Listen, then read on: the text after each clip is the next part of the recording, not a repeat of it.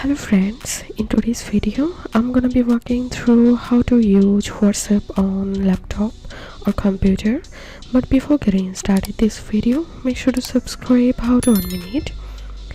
So you can use WhatsApp on your computer using WhatsApp software or WhatsApp web version. So right now I'm going to show you how to use WhatsApp web version. So open your browser and type web.whatsapp.com. So to use WhatsApp on your computer using the web version, obviously you'll need to set up WhatsApp on your Android device, and you'll need to scan the QR code from your Android device. So I'm going to opening my Android device.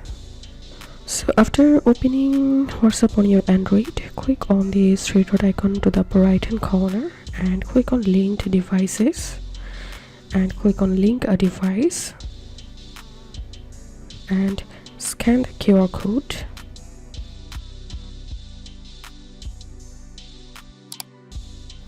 And here you can see I've successfully connected WhatsApp with my computer.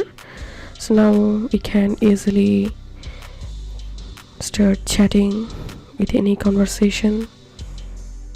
So this was how we can use WhatsApp on computer.